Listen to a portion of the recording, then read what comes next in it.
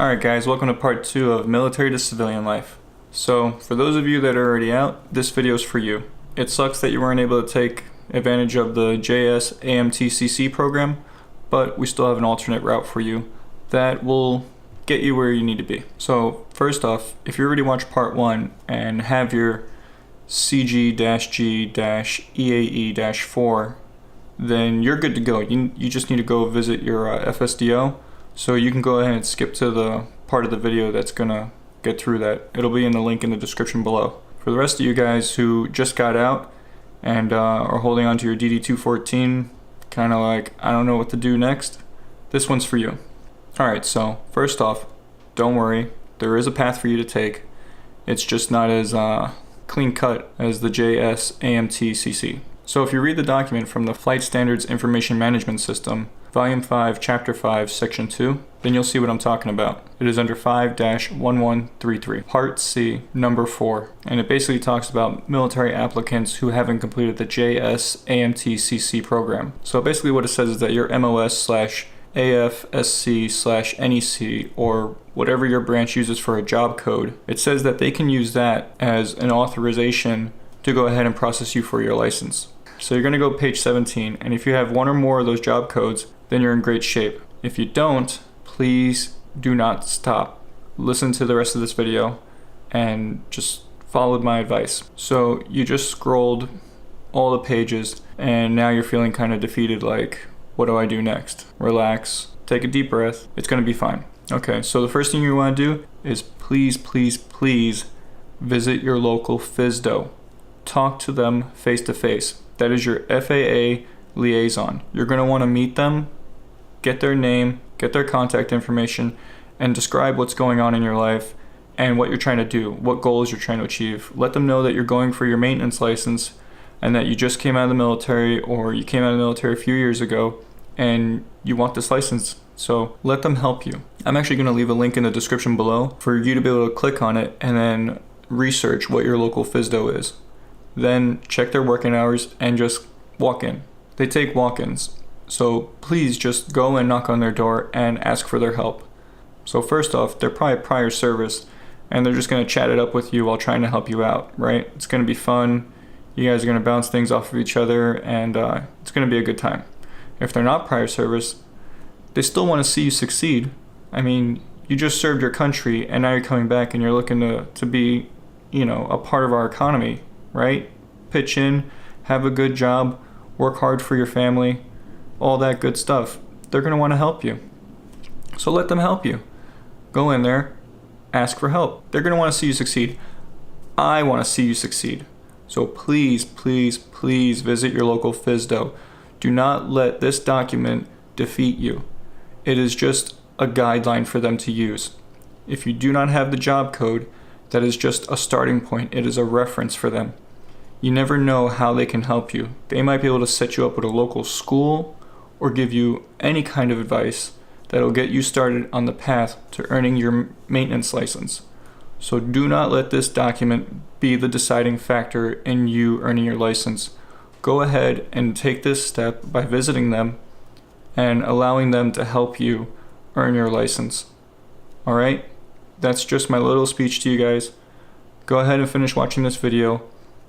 Click the link below. Find your local FSDO. Give them a call. Show up in person. And work together to chart a course for you to earn your airframe and power plant license so that you can get a career in civilian aviation. Okay. Now for you guys who did find your job code in the document below, that's great.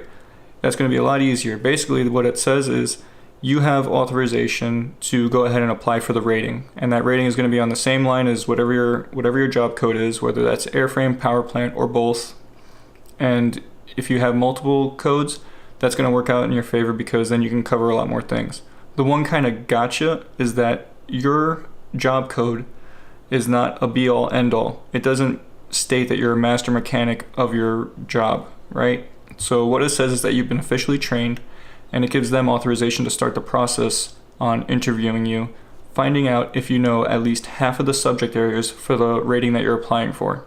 So what it means is that if your job code gives them authorization to start the process for your airframe license, They're going to kind of talk to you about it, see what you know, and if you know about half of what's going on, what they're talking about, then you're fine, you're in.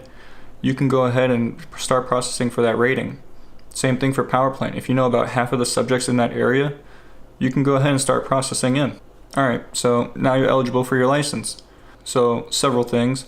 One, you got to be at least over 18, and if you're already serving, then I'm gonna kind of assume that you're over 18.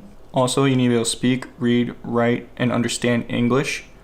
And if you are currently serving, I'm going to make the assumption that you at least talk to people, write things down, read maintenance manuals, and talk to your chain of command and understand what they're saying to you.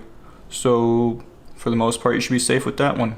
If you are worried that your English is not up to par, the test for that is they're going to give you a manual related to what you're testing for. So a maintenance manual, probably in airframes or power plants, and you're going to read through a section.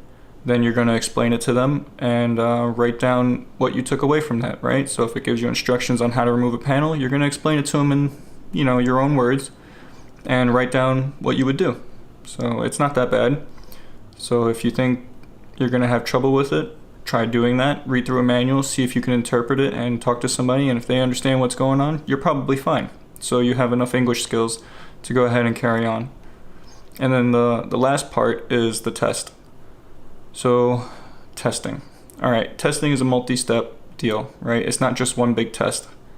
It is multiple tests. So first off, there are 3 tests. It is the AMG, the AMA, and the AMP.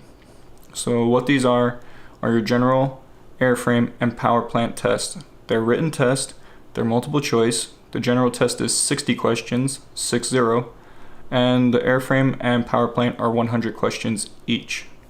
You're going to take these written tests, you're going to get a test report that says your grade on it and what test you took, and then you're going to use those documents to go to your DME, whoever your local DME is, and you're going to show them that you've passed the writtens, and you're going to ask to be scheduled in for an oral and a practical skills.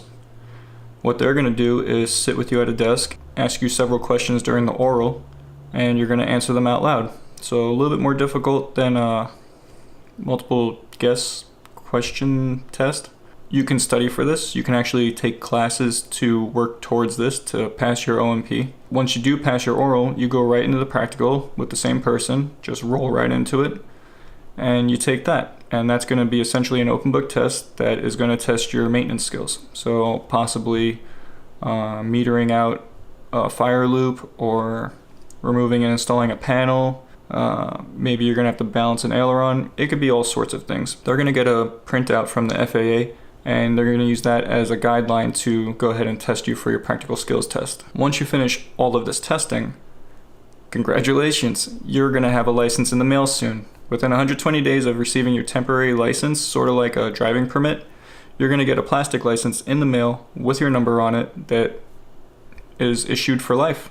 That's it, you're done. You did it. Now you can have a job and work anywhere in aviation maintenance. Congratulations. So thanks for watching this video. If you like it and it was useful, go ahead and hit the thumbs up. If you have any questions, go ahead and leave them in the comments below. And if you're new to the channel, please subscribe. Also, if you know anyone in your life that can benefit from this video, please share it. I would love to help them out.